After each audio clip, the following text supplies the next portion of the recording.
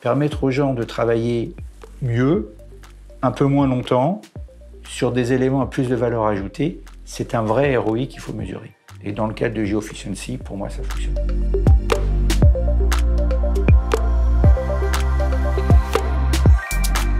Je m'appelle Pascal Perrier-Gustin, je suis le directeur de la transformation finance du groupe Saint-Gobain et j'ai également en charge les centres de services partagés finance du groupe. On a fait 47,9 milliards d'euros de chiffre d'affaires en 2023, avec un effectif légèrement en dessous de 160 000 personnes dans 79 pays. Saint-Gobain conçoit, produit et distribue des produits et des services pour l'habitat et l'industrie.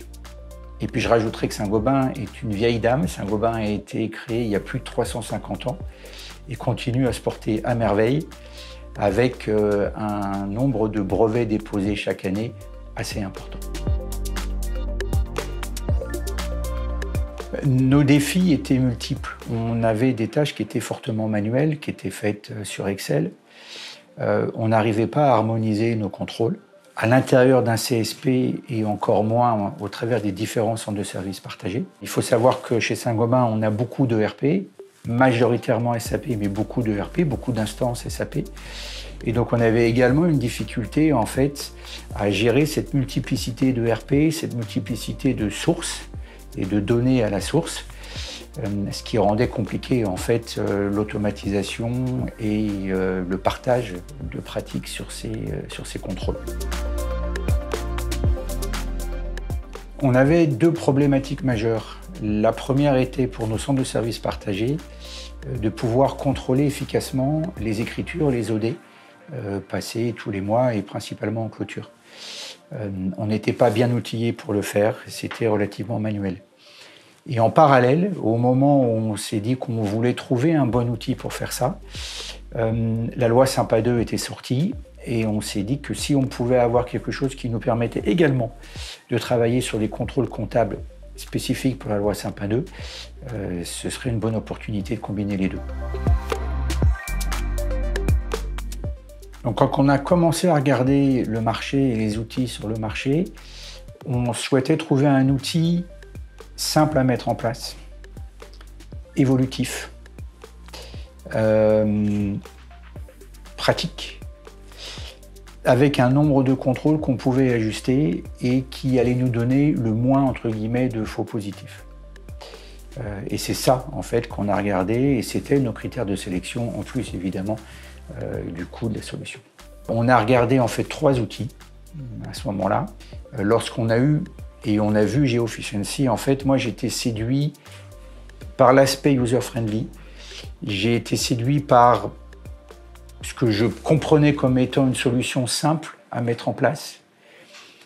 Et j'avais aussi beaucoup aimé les promesses d'évolution qu'on m'avait faites. Et enfin, ce que j'aimais bien également, c'est qu'en fonction des contrôles qui étaient faits, il y avait la possibilité de les visualiser de manière différente, comme si on avait différents cubes à l'intérieur de la même solution pour pouvoir regarder les contrôles sous des aspects différents. Et donc, assez vite, on a pensé que Geoefficiency serait pour nous la bonne solution, qui répondait à la fois aux critères dont j'ai parlé avant, qui allait répondre à cette promesse également d'évolution et d'écoute et de prise en compte du client. C'était très important. On avait senti lors de nos discussions que si on proposait des solutions, si on disait quelque chose ne fonctionnait pas, on serait écouté et que si ce qu'on proposait avait vraiment du sens, ce serait également mis en place dans la solution. Et ça, pour nous, c'était important. Alors, il n'y a pas de ROI à proprement parler. Ce n'est pas une solution ou un changement d'organisation qui va en fait générer une réduction d'effectifs, etc. Mais ce n'est pas ce qu'on cherchait. En revanche, quand on regarde les avantages qu'on retire de cette solution, des gains de temps, une simplicité de mise en place, une harmonisation des principes et des méthodes de travail, tout ça fait que pour un centre de services partagé, le ROI et le payback, entre guillemets, il n'est pas financier, mais il est là, il est évident. Et d'ailleurs, pour moi, d'une manière générale, tout ce qu'on est en train de faire aujourd'hui autour des outils, autour de l'automatisation, autour de l'IA, etc., on ne doit pas forcément chercher du ROI en euros. En revanche, permettre aux gens de travailler mieux, un peu moins longtemps, sur des éléments à plus de valeur ajoutée, c'est un vrai ROI qu'il faut mesurer. Et dans le cadre de GeoEfficiency, pour moi, ça fonctionne. On avait senti lors des premiers rendez-vous que la collaboration avec ces équipes allait être, je vais dire, sympa et facile. Et on ne s'était pas trompé. Et donc, j'ai plein de cas en tête où on a pu discuter, où on a pu bénéficier d'aide avec les équipes de GeoEfficiency qui venaient avec nous, par exemple, pour venir discuter avec un pays où on avait des difficultés culturelles à mettre en place ce type d'outils. Et en fait, c'est ce qu'on veut continuer à faire. C'est-à-dire qu'on veut continuer à échanger avec les équipes de GeoEfficiency, proposer des améliorations qu'on envisagerait, écouter les améliorations qui sont proposées et mises en place régulièrement parce qu'elles existent, et puis continuer aussi à utiliser cette dimension un petit peu de consulting ou de formation qui permettent de mieux expliquer à nos équipes en local comment on utilise l'outil, à quoi ça sert. Et donc c'est vraiment le sens de la collaboration qu'on veut continuer à avoir avec GeoEfficiency. Je suis très impatient de voir les nouvelles évolutions. On en discute régulièrement.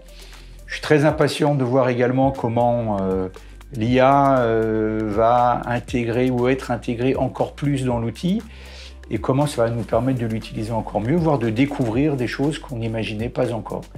Donc j'attends qu'une seule chose, c'est être surpris, toujours dans la bonne humeur, avec une équipe sympathique.